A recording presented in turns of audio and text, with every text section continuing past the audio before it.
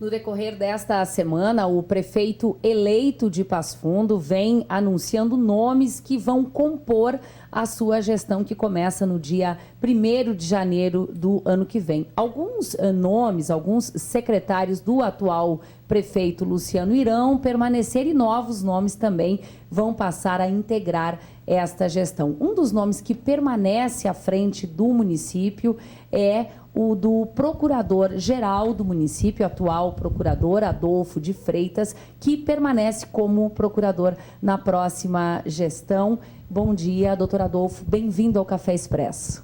Bom dia, Thaís, bom dia, Gerson, bom dia aos ouvintes da Rádio UPF, da TV UPF. Me sinto muito confortável vir aqui no campus, toda a minha família tem uma história de estudar aqui, eu me formei aqui. Depois a UPF me deu a oportunidade de dar aula aqui, né? Foi muito prazeroso.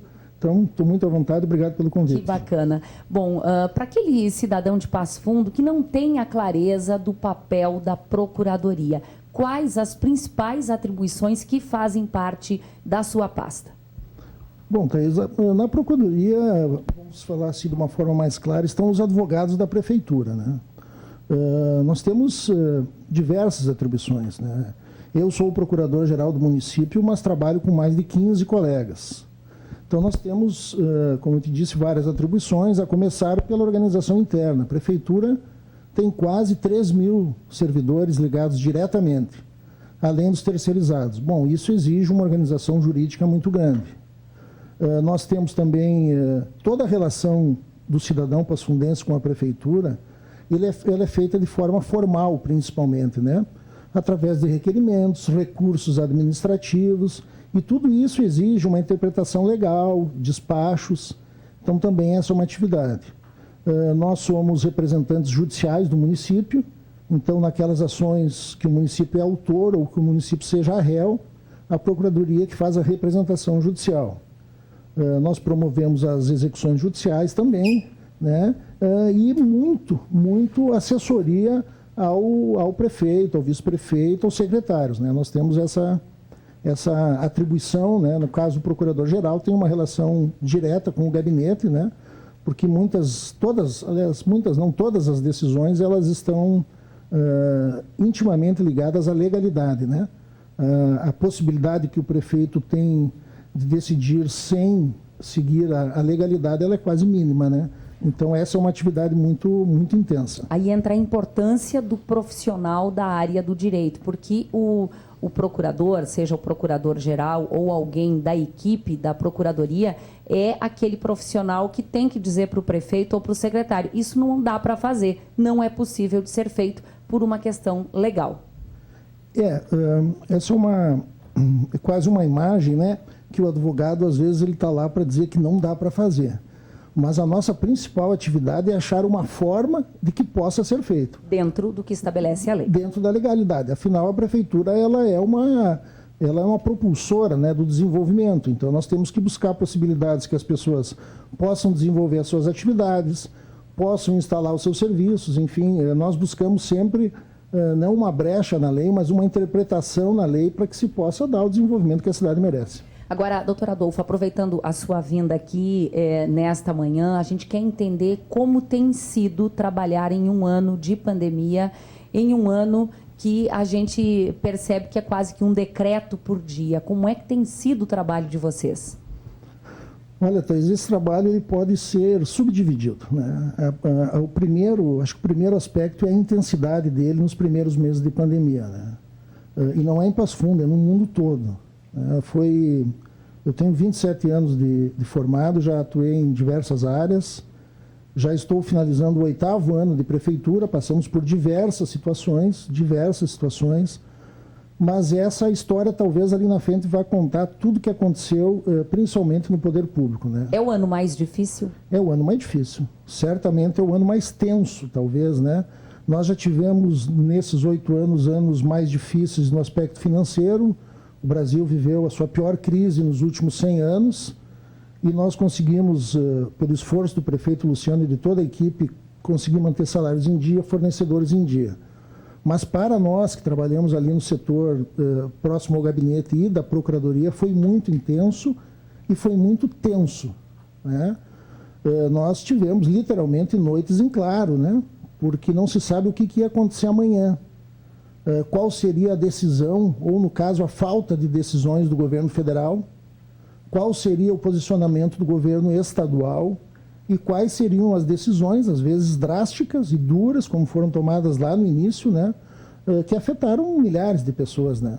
Houve decisões, doutor Adolfo, que foram de encontro ao que o prefeito queria, ou seja, o prefeito desejava fazer de alguma forma e vocês precisaram chegar e dizer não vai ser possível? O prefeito está aí advogado.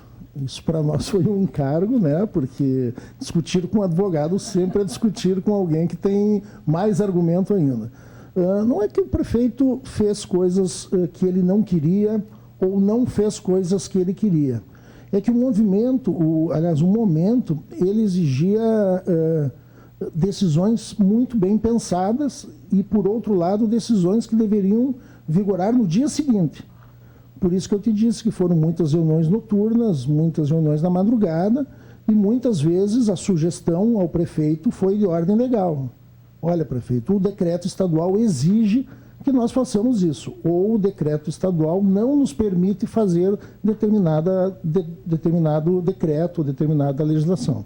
Hoje, por exemplo, você me contava aqui nos bastidores, doutor Adolfo, que está atento a uma possível manifestação do governo do estado com relação a novas medidas. O governador já por 2 vezes nesta semana teve uma fala nesse sentido. Pode ser que venham mudanças por aí entre hoje e amanhã. Bom, isso completa aquela primeira pergunta sobre a intensidade, né? Desde que o governo instituiu o modelo de distanciamento controlado, toda semana tem um novo decreto. Na sexta-feira, o governo do estado anuncia as bandeiras e na segunda-feira de noite... Confirma. Ele confirma e publica um novo decreto. Então, este novo decreto geralmente traz alterações em determinada bandeira, traz alterações em assuntos relevantes do estado, como a educação. Por exemplo, o governador anunciou que, mesmo com a bandeira vermelha, as cidades podem, as escolas públicas, funcionar. Então, isso é uma novidade. Até então, o funcionamento das escolas na bandeira vermelha eram vedados. Então, nós estamos atentos, esperando que o governador use um método de anunciar, né? É um método, nós respeitamos, mas ele anuncia, passam 2, 3 dias e vem o decreto. Então, para o operador do direito, isso é quase uma angústia, né? Porque será que o que o governador quis dizer vai realmente vir no decreto? Já houveram situações do governador se manifestar num sentido e que a interpretação do decreto não era literalmente aquela. Agora, doutor Adolfo, lembrando que o município ele pode adotar regras mais restritivas do que as ditadas pelo governador. Não pode ser o contrário. Essa foi uma discussão que o STF, lá no início da pandemia, esclareceu. Haviam discussões do que o município... qual a competência do município, né? Qual era o alcance disso. E o STF decidiu que na pandemia o município pode legislar, mas pode legislar apenas naquilo que seja mais restrito.